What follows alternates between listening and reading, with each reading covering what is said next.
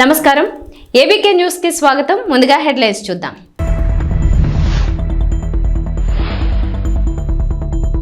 కేంద్రానికి చంద్రబాబు సర్కార్ special request, CS పదవీ కాలం పొడిగించాలని వినతి.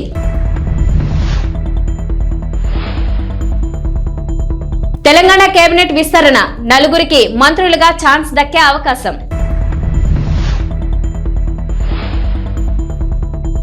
పుష్ప 2 కొత్త రిలీజ్ డేట్ డిసెంబర్ 6న వరల్డ్ వైడ్ గా రిలీజ్.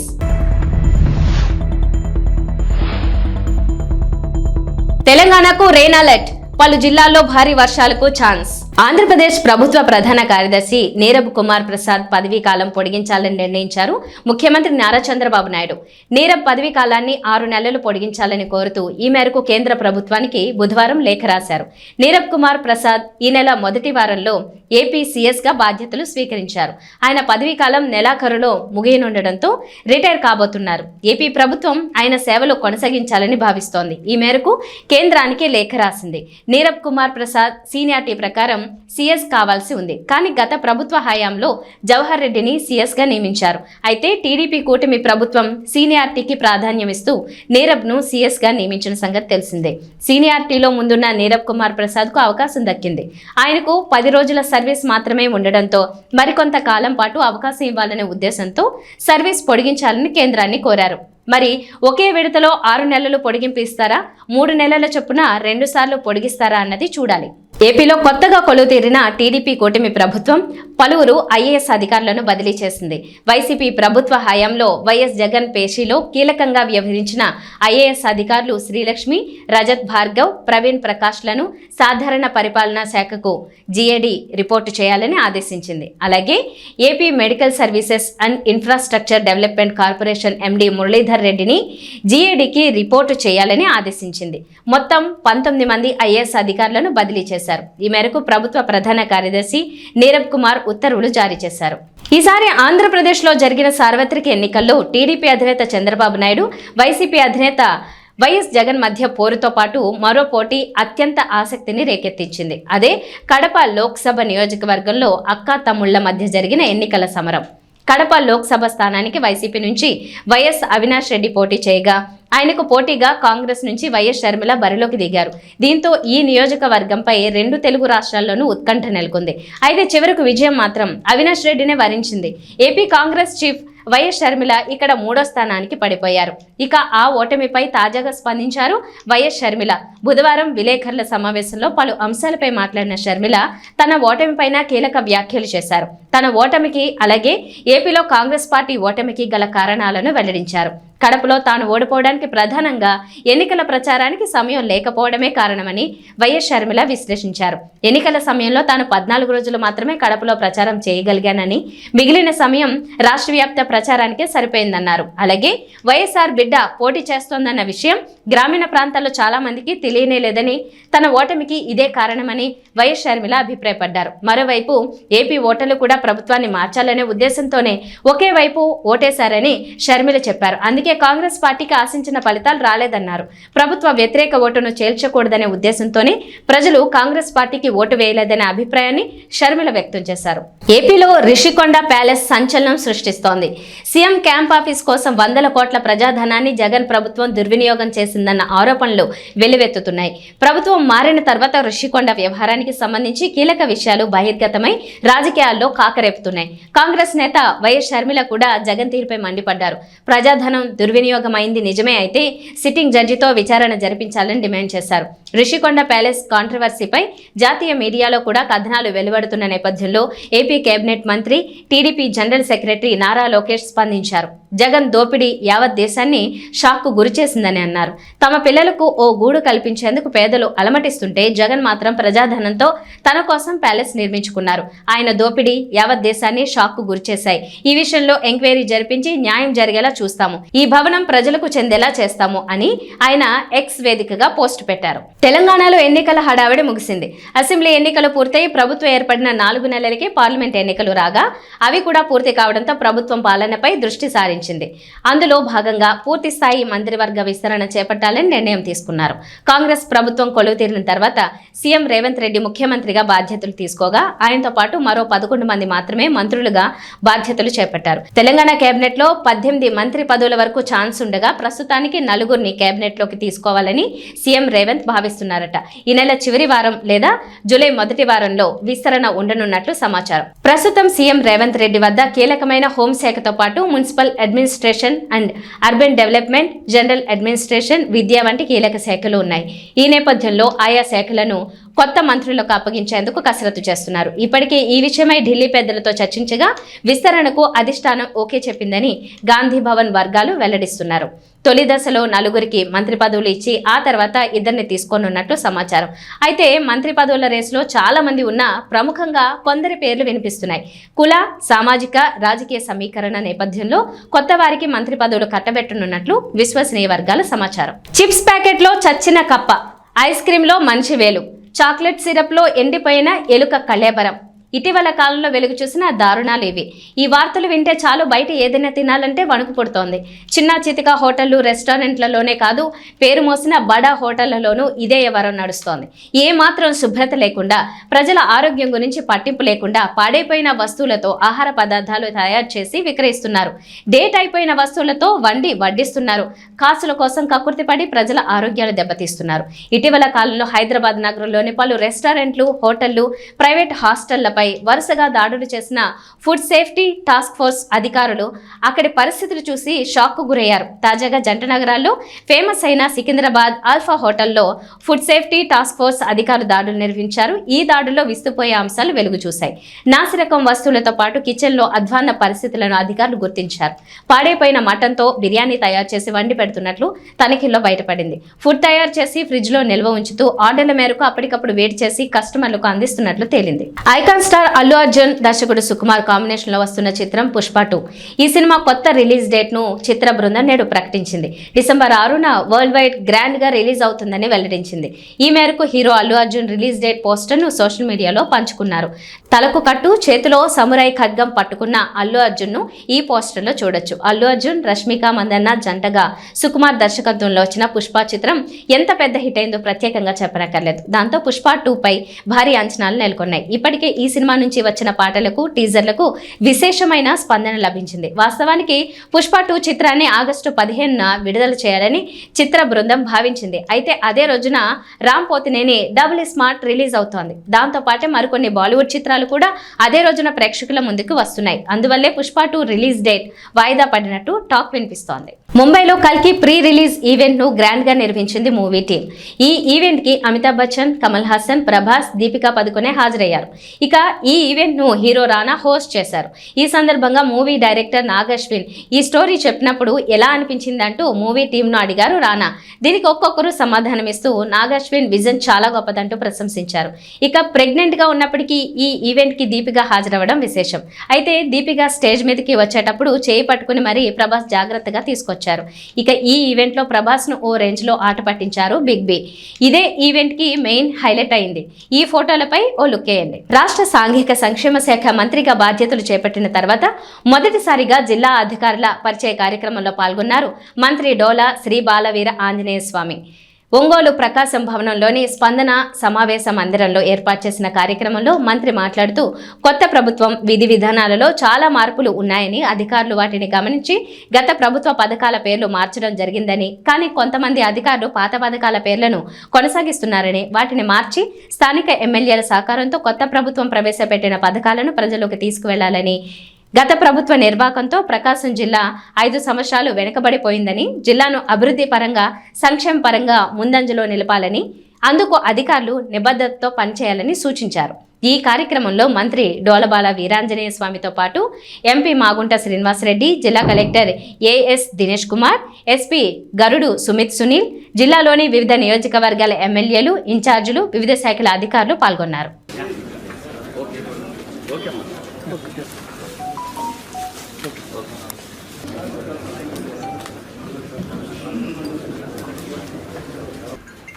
ప్రకాశం జిల్లా ప్రజల మభ్యపెట్టాల ఉద్దేశంతో హడావుడిగా పూర్తి చేసామని చెప్పి శిలాఫలకాలు వేసుకున్నారు. లక్షలాది రూపాయల ప్రజాధనాన్ని దుర్వినియోగం చేశారు. ఈరోజు అధికారులు చెప్పారు చాలా పనులు పెండింగ్లో ఉన్నాయి, ప్రాజెక్టు పూర్తి కావడానికి సమయం పడుతుంది, ఇంకా గ్రాంట్స్ కావాలి, నిర్వాసితులను ఖాళీ చేయించాలి, లైనింగ్ పూర్తి చేయించాలి. ఈరోజు అయితే నీళ్లు తీసుకొచ్చే పరిస్థితులు లేవని ఆ రోజు ఎవరైతే అధికారులు ఒత్తిడితో ఏర్పాట్లు చేశారో వాళ్ళు చెప్పారంటే ఏ ప్రభుత్వం ఎంత డొల్లతనంగా జగన్మోహన్ రెడ్డి ప్రభుత్వం పనిచేసిందో ప్రకాశం జిల్లా ప్రజలకి రాష్ట్ర ప్రజలు కూడా మీరు తెలియజేస్తున్న అవసరం మీకుంది. ఇంకో విషయం ఏంటంటే గుళ్ళకమ్మ గేట్లు కొట్టకపోయిన డేట్లు 2020 నుంచి ఒక గేట్లు కొట్టకపోవడం, పూర్తి చేయకపోవడం, ఈరోజు కూడా ఇంకా పూర్తి కాల. దానికి కూడా ఈ నెలాఖరులో పూర్తి చేస్తూ ఉన్నారు. బడ్జెట్ కేటాయింపులు లేవని చెప్తా ఉన్నారు. త్వరగా పూర్తి చేయాలని చెప్పేసి మేమైతే ఆదేశం జరిగింది. అంటే జగన్మోహన్ రెడ్డి ప్రభుత్వానికి రైతుల పట్ల ప్రజల పట్ల ఉన్న నిర్లక్ష్యం తెలియజేస్తుంది. నేను అధికారులు ఒకటే చెప్తున్నాను, అటువంటి మొత్తం ఇద్దరి నుంచి వదలండి. చాలామంది అధికారులు ఇంకా తాత్సారంగా ఉంటున్నారు. యాక్టివ్ కావాల్సిన అవసరం ఉంది, బాధ్యత ఉంది. శరవేగంగా ప్రజలకు సేవ చేయాలి. ఈరోజు రాష్ట్రాన్ని అప్పులమయం చేశారు. సంపద సృష్టించుకొని అభివృద్ధికి సంక్షేమానికి మేము ముందుకు పోవడానికి నిర్ణయం చేసుకున్నాం. ఇంకో విషయంగా చూస్తే నా శాఖకు సంబంధించిన గురుకుల పాఠశాలలో కూడా డిస్ట్రిక్ట్ కోఆర్డినేటర్ చెప్పారు పూర్తి డేటా ఇవ్వాల. ఎస్సీకి పిల్లల చదువుకు సంబంధించి సీట్లు రద్దు చేశారు. వాస్తవాన్ని వాళ్ళు చెప్తూ రేపు తిరిగి మేము ప్రారంభించబోతున్నాం. అసలు డేటా మొత్తం రాష్ట్ర స్థాయిలోనే దాచేశారు. పిల్లల్ని 1600-1800 మంది పిల్లల్ని సంవత్సరానికి విద్య దూరం చేసి వాటి వివరాలను కూడా దాచేశారు. నిన్న ఒక ఆయన మాట్లాడతారు, మాజీ ఇరిగేషన్ శాఖ మంత్రులు, పోలవరం ఎవరికి అర్థం కాదంట, డ్యాన్స్ వేస్తామంటే ఎట్లా అర్థం అవుతుంది? నోరు ఉంది కదా అని చెప్పేసి అసెంబ్లీలో దూకుడుగా మాట్లాడుతూ ఉంటే ఏదో చేస్తే ఎలా అవుతుంది? చిత్తశుద్ధి లేదు. ఈరోజు నిన్న మా సీఎం గారు విజిట్ చేసి వచ్చారు. ఎవరు బాధ్యత వహిస్తారని నష్టానికంటే సమాధానం లేదు అధికారుల దగ్గర. అధికారులు కూడా ఒకటే చెప్తున్నా, ప్రభుత్వాలు మారుతూ ఉంటాయి, మీరు చేయాల్సిన బాధ్యతను విస్మరించొద్దు. ఏదైనా కానీ ప్రజా సంక్షేమం అనేది మనకు ముఖ్యం. అభివృద్ధిలో వెనకడుగేస్తే చాలా నష్టపోతారు ఈ రాష్ట్రం. ఇప్పటికే విభజన వల్ల నష్టపోయాం. ఈ 5 సంవత్సరాల్లో లోపభూయిష్టమైనటువంటి పరిపాలన వల్ల, అసమర్థ ప్రభుత్వం వల్ల ప్రజలు తీవ్రంగా నష్టపోయారు. మనం ప్రభుత్వాన్ని అభివృద్ధిని సంక్షేమానికి బాధ్యత ఉంది. మా ముఖ్యమంత్రి గారు పరిపాలన బాధ్యతలు తీసుకున్న వెంటనే 5 సంతకాలు పెట్టారు. ఒకటి, నిరుద్యోగులకి ఉద్యోగ అవకాశాలు డిఎస్సి మీద సంతకం పెట్టడం జరిగింది. ప్రజలకి ఆస్తులకి భంగం కలిగించేటువంటి టైటిల్ డీడ్ అబాలిష్మెంట్ యాక్ట్ మీద సంతకం పెట్టడం జరిగింది. అదేవిధంగా స్కిల్ డెవలప్మెంట్ సభలో భాగంగా ఎవరి వద్ద ఏ స్కిల్స్ ఉన్నాయో సర్వే చేసి వాళ్ళకి ఉపాధి ఉద్యోగం కల్పించే విధంగా ఆ సర్వే చేపడుతూ సంతకం చేయడం జరిగింది. ఇంకా మనకి అన్నా క్యాంటీన్లు మీరు చూస్తే ఆ రోజు బొత్స సత్యనారాయణ గారు మేము అసెంబ్లీ సాక్షిగా చెప్పాడు, అన్నా క్యాంటీన్లు మోసేయమన్నారు. నేను మా పాలకొల్లు ఎమ్మెల్యే ఈరోజు మంత్రి గారు, జలశాఖ మంత్రి గారు మేము చెప్పాం, మీకు ఇష్టమైన పేర్లు పెట్టుకోండా, కానీ అన్నా క్యాంటీన్ పేదలకు అన్నం పెట్టమంటే సభను తప్పుదోవ పట్టిస్తూ మాట్లాడాడు. ఈరోజు అన్నా క్యాంటీన్లు కూడా తెలిసి పేదలకి పట్టిన అన్నం పెట్టేందుకు కూడా మా ప్రభుత్వం నిర్ణయం తీసుకున్న త్వరలో ప్రారంభిస్తామని కూడా తెలియజేసుకుంటూ, అదేవిధంగా మేము ఏదైతే పెన్షన్లు ఎన్టీఆర్ భరోసా నిన్ననే జీవో కూడా ఇచ్చాం. కొన్ని పథకాలు పేర్లు కూడా మార్చుతూ 1000 రూపాయలు పెంచుతూ 4000 రూపాయలు చేసి ఎన్టీఆర్ భరోసా పెన్షన్లు ఇస్తామని చెప్పడం జరిగింది. అదేవిధంగా మేము ఎప్పుడైతే ప్రకటన చేసామో ఏప్రిల్ నెల ఆ రోజు నుంచి పెంచిస్తామంటే అపహాస్యం చేశారు. ఈరోజు అక్షర సత్యం చేస్తూ 7000 రూపాయలు జూలై 1వ తేదీన పెన్షన్దారులకు అందరూ కూడా మేము పంపిణీ చేయబోతా ఉన్నాం. ఈరోజు మా ఎమ్మెల్యేలు నారాయణ రెడ్డి గారు, అదేవిధంగా అశోక్ రెడ్డి గారు చెప్పినటువంటి కొన్ని అవకతవకలు ఉన్నాయి. వాటన్నిటి మీద కొంచెం చర్చించి చర్యలు తీసుకునే విధంగా మేము ముందుకెళ్తామని చెప్పేసి తెలియజేసుకుంటూ, ఏది ఏమైనప్పటికీ కూడా పెన్షన్లు పెంచిన పెన్షన్లని వృద్ధులు, వికలాంగులకి, అదేవిధంగా వితంతువులకు పెంచిన పెన్షన్ని 3 నెలల బకాయిలతో కలిపి మేము అందివ్వబోతామని కూడా మీకు తెలియజేసుకుంటూ, ఈ రోజున కొన్ని పథకాల పేర్లు డాక్టర్ బిఆర్ అంబేద్కర్ విద్యానిధి పథకం ఆ పేరు తిరిగి తీసుకురావడం జరిగింది. అదేవిధంగా విద్యా దీవెన వసతి అని చెప్పి లేనిపోని కన్ఫ్యూజన్ చేసి విద్యార్థులను అష్టకష్టాలు పెట్టినటువంటి ఆ పథకాలని తిరిగి పోస్ట్ మెట్రిక్ స్కాలర్షిప్స్, అదేవిధంగా చంద్రన్న పెళ్లి కానుక, ఎన్టీఆర్ విద్యోన్నతి పథకం, అదేవిధంగా సివిల్ సర్వీస్ ఇన్సెంటివ్ పథకాలని కొత్త పథకాల పేర్లు కూడా తీసుకొని రావడం జరిగింది. వీటన్నిటి కూడా పోయినసారి అసెంబ్లీ మీ ఒక్కసారి చూస్తే రోజమ్మ గారు చెప్పారు, నీ పేరు పెట్టేవాళ్ళని పెట్టుకున్నావా అని చెప్పి ఆ ముందే ఆయన గురించి చెప్పుకుంది. అందుకనే ప్రతి ఒక్క గోడ మీద, రాయి మీద, అన్ని చోట్ల పుస్తకాల మీద పెట్టుకున్నారు. కానీ ప్రజల గుండెల్లో మాత్రం లేరు. పనిచేసే వాళ్ళకి ప్రజలు సమర్థిస్తామని తెలియజేసుకుంటూ ఈరోజు జిల్లా సంబంధించిన విషయాల్లో విద్యాశాఖ వాళ్ళ తరఫున, అదేవిధంగా వైద్య ఆరోగ్య విషయంలో డెంగ్యూ అటువంటి అంటువ్యాధులు, మనకి సీజనల్ వ్యాధులు వచ్చేటువంటి వాటి ఉన్నాయి. వాటన్ని కూడా నివారణ చేయాల్సిన అవసరం ఉంది. తాగునీటి విషయంలో పశ్చిమ ప్రాంతంలోనూ మిగిలిన ప్రాంతాల్లో ఎక్కడైతే ఎక్కువ రిక్వైర్మెంట్ ఉందో అన్ని ప్రాంతాలకి కూడా తాగునీటిని సరఫరా చేయాలని చెప్పేసి తాగునీటి శాఖ అధికారులు జిల్లా కలెక్టర్ ద్వారా ఆదేశం జరిగింది. దాంతోపాటు బోగస్ బిల్లులు చేసుకున్నటువంటి సమగ్ర విచారణ చేసి వాటన్నింటినీ కూడా రికవరీ చేయాలని కూడా మేము సమావేశంలో ఆదేశించడం జరిగింది. ఇదే విధంగా మనకి సిపిడబ్ల్యూ జల్ జీవన్ మిషన్లో కూడా కొన్ని పొరపాట్లు జరిగినట్టుగా మేము అధికారుల దృష్టికి తీసుకొచ్చాం. వాటి మీద కూడా విచారణ జరిపి బాధ్యత చర్యలు తీసుకోవాలని చెప్పి తెలియజేస్తా ఉన్నాం.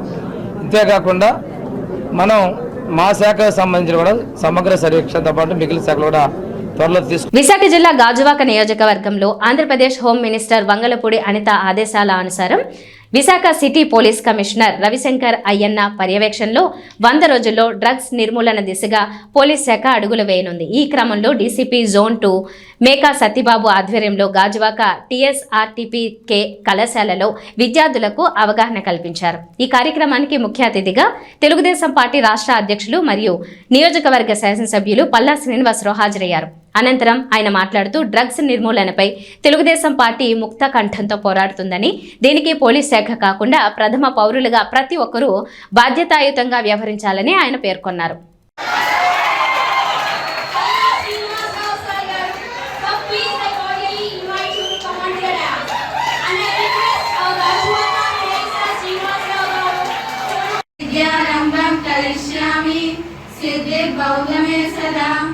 గురు బ్రహ్మ గురు విష్ణు గురు దేవో మహేశ్వరః. దేశం అంటే మట్టి కాదు, దేశం అంటే మనుషులు అని గురజాడ అప్పారావు గారు ఎప్పుడో చెప్పారు. దేశం అంటే మనుషులు, మనుషులంటే మనుషులంతా ఆరోగ్యంగా. చంద్రబాబు గారు, మా ఏసీపీ గారు ఆధ్వర్యంలో మేమంతా ఎవ్రీడే డ్రగ్స్ విషయంలో ఖచ్చితంగా యువతని, డ్రగ్స్ స్టూడెంట్ కానీ యువత కానీ దాని బారిన పడకూడదనే ఉద్దేశంతో మాకు, మా పోలీస్ సిబ్బందికి, మిగతా వాళ్ళందరికీ సూచనలు ఇవ్వడం జరిగింది. అందులో భాగంగాను మా అందరికీ నమస్కారం అండి. ఈరోజు గాజువాక డీసీపీ గారు సత్యబాబు గారి ఆధ్వర్యంలో, అలాగే పోలీస్ ఆఫీసర్ అందరు కలిపి అవేర్నెస్ ఆన్ డ్రగ్ అబ్యూస్ అనే కార్యక్రమం పెట్టారండి. పిల్లలకి ఈ డ్రగ్స్ బారిన పడకుండా ఉండడానికి కోసం, అలాగే సమాజంలో ఎక్కడ ఏ విధంగా వీటిలో బారిన పడుతున్నారనే విషయాలపైన అవగాహన కల్పించడానికి ఇక్కడ ఈ కార్యక్రమం పెట్టడం జరిగింది. దీనికి మరి ఈ వేదిక ఇచ్చినందుకు మాకు టీఎస్ఆర్టీపీకే చైర్మన్ గారు అటువంటి బాలకృష్ణ గారికి, మేము బలరామ కృష్ణ గారికి మేము ప్రత్యేకంగా ధన్యవాదాలు తెలియజేసుకుంటున్నామండి. మరెన్నో కార్యక్రమాలు చేస్తాం. ఎందుకంటే చంద్రబాబు నాయుడు గారు ముఖ్యమంత్రి అయిన తర్వాత, అలాగే హోంమంత్రిగా మా శ్రీమతి అనిత గారు అయిన తర్వాత 100 రోజుల్లోనే ఈ డ్రగ్స్ అరికట్టాలని, వాటిని పిల్లల్ని కాపాడాలని ఉద్దేశంతో ఈ కార్యక్రమం చేపట్టడం జరిగిందండి. ఖచ్చితంగా ఎవరైనా డ్రగ్స్ వాడినా, వినియోగించినా, ఎవరైనా దాన్ని సప్లై చేసినా వాళ్ళపైన మాత్రం ఉక్కుపాదంతో అణిచివేస్తాం, వాళ్ళకి జైలు పాలు చేపిస్తామని కూడా ఈ సందర్భంగా మేము హెచ్చరిస్తున్నాం. అలాగే ఈరోజు ఒక పోలీస్ ఆఫీసర్కే బాధ్యత కాదు, ఇటు నాయకులకి, సమాజం, పౌర సమాజానికి అందరిపైన బాధ్యత ఉంది. ఎవరైనా ఎక్కడైనా డ్రగ్స్ వాడినా, వాటిని అలవాటు చేయడానికి ప్రయత్నాలు చేసినా వాళ్ళు వెంటనే పోలీస్ ఆఫీసర్ దృష్టికి తీసుకురావాలని చెప్పి కూడా ఈ సందర్భంగా తెలియజేస్తున్నాం. తెలంగాణకు హైదరాబాద్ వాతావరణ శాఖ రెయిన్ అలర్ట్ జారీ చేసింది. నేటి నుంచి 4 రోజుల పాటు రాష్ట్రంలో వర్షాలు కురుస్తాయని చెప్పింది. పలు జిల్లాల్లో భారీ వర్షాలు, మరికొన్ని జిల్లాల్లో ఓ మోస్తరు వర్షాలకు ఛాన్స్ ఉందని చెప్పారు. ప్రస్తుతం నైరుతి రుతుపవనాలు రాష్ట్రం అంతటా విస్తరించి ఉన్నాయని, వాటికి తోడు ద్రోణి ప్రభావం కూడా ఉండడంతో వర్షాలు కురిసే అవకాశం ఉందని చెప్పారు. వర్షాలతో పాటు భారీగా ఈదురుగాలులు కూడా వీచే అవకాశం ఉందని తెలిపారు. గంటకు 30 నుంచి 40 కిలోమీటర్ల వేగంగా భారీ ఈదురుగాలులు వీస్తాయన్నారు. ఉరుములు మెరుపులకు తోడు పిడుగులు పడే ఛాన్స్ ఉన్నట్లు హైదరాబాద్ వాతావరణ కేంద్రం అధికారులు వెల్లడించారు. నేడు ప్రధానంగా దక్షిణ మధ్య తెలంగాణ జిల్లాలైన ఉమ్మడి మహబూబ్ నగర్, నల్గొండ, రంగారెడ్డి, ఖమ్మం, కరీంనగర్, వరంగల్ జిల్లాల్లో భారీ వర్షాలకు ఛాన్స్ ఉందన్నారు. నిజామాబాద్, ఆదిలాబాద్, మెదక్ జిల్లాలో ఓ మోస్తరు వర్షాలు కురిసే అవకాశం ఉందన్నారు. ఈ మేరకు ఆయా జిల్లాలకు ఎల్లో అలర్ట్ జారీ చేశారు. హైదరాబాద్లో ఉదయం వాతావరణం పొడిగా ఉన్న సాయంత్రానికి వర్షం కురవచ్చునని చెప్పారు. ఇవి బులెటిన్ విశేషాలు. నమస్కారం.